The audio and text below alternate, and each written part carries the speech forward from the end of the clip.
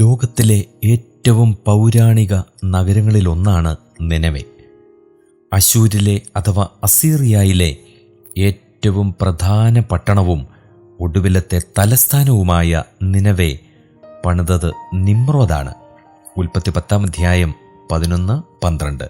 ഉത്തര ഇറാഖിൽ ടൈഗ്രീസ് നദീതീരത്തുള്ള കുയൂഞ്ചിക്, നബി യൂനൂസ് അഥവാ പ്രവാചകൻ യോന എന്നീ മൺകൂനകൾ നിനവയുടെ ശൂന്യശിഷ്ടങ്ങളെ ചൂണ്ടിക്കാണിക്കുന്നു.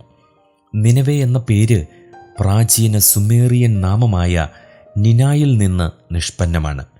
ഇഷ്ടാർ ദേവിയുടെ ഒരു പേരായ നിന ആവരണത്തിനുള്ളിൽ മീനിൻ്റെ ചിത്രത്തോടു കൂടിയാണ് എഴുതുന്നത്.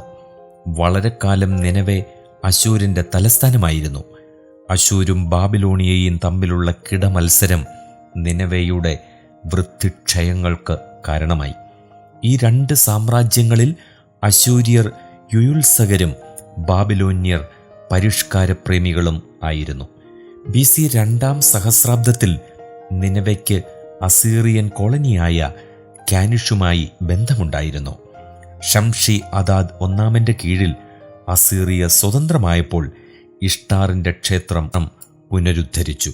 ബാബിലോണിയയിലെ ഹമ്മുറാബി ഏതാണ്ട് 1750 BC-യിൽ ക്ഷേത്രത്തെ മൂടിപിടിപ്പിച്ചു. നിനവയുടെ വികസനം ശൽമനേസർ ഒന്നാമൻ, തിഗ്ലത്ത് പിലേസർ ഒന്നാമൻ എന്നിവരുടെ കാലത്താണ് നടന്നത്. അശൂർ, കാലഹ് എന്നിവയ്ക്ക് സമാന്തരമായ രാജകീയ വസതിയായി നിനവെ മാറി. അഷൂർ നാസിർപാൾ രണ്ടാമനും സർഗോൻ രണ്ടാമനും നിനവയിൽ കൊട്ടാരങ്ങളുണ്ടായിരുന്നു. BC 744-ൽ മെനഹേമും 722-ൽ ശമര്യയും നിനവയിലേക്കാണ് കപ്പമെത്തിച്ചത്. യെശയ്യാ പ്രവചനം 8-ാം അധ്യായം 4-ാം വാക്യം. സൻഹേരീബ് പട്ടണത്തെ വികസിപ്പിച്ചു. ഗോമൽ നദിയുടെ അണക്കെട്ടിൽ നിന്നും 48 കിലോമീറ്റർ ദൈർഘ്യമുള്ള കനാൽ നിർമ്മിച്ചു. ഖാസർ നദിയുടെ പ്രവാഹം അണകെട്ടി നിയന്ത്രിച്ചു. യഹൂദ രാജാവായ ഹിസ്കിയാവ് കപ്പം നിനവയിൽ എത്തിച്ചുകൊടുത്തു. 2 രാജാക്കന്മാർ 18-ാം അധ്യായം 14-ാം വാക്യം. യുദ്ധത്തിന് ശേഷം സെൻഹെരീബ് മടങ്ങിപ്പോയി നിനവയിൽ തന്നെ പാർത്തു. 2 രാജാക്കന്മാർ 19-ാം അധ്യായം 36-ാം വാക്യവും യെശയ്യാ പ്രവചനം 37-ാം അധ്യായം 37-ാം വാക്യവും. സെൻഹെരീബ് വധിക്കപ്പെട്ടത് നിസ്രോക്കിൻ്റെ ക്ഷേത്രത്തിൽ വെച്ചാണ്. പ്രസ്തുത ക്ഷേത്രം നിനവയിലായിരുന്നിരിക്കണം. അശൂർ ബാനിപ്പാൽ BC 669-627 കാലഘട്ടത്തിൽ നിനവയെ തൻ്റെ പ്രധാന വാസസ്ഥാനമാക്കി. നഹൂം, സെഫന്യാവ് എന്നീ പ്രവാചകന്മാർ പ്രവചിച്ച നിനവയുടെ നാശം BC 612 ഓഗസ്റ്റിൽ സംഭവിച്ചു. മേദ്യരും ബാബിലോന്യരും സിത്തിയരും പട്ടണത്തെ നിരോധിച്ചു.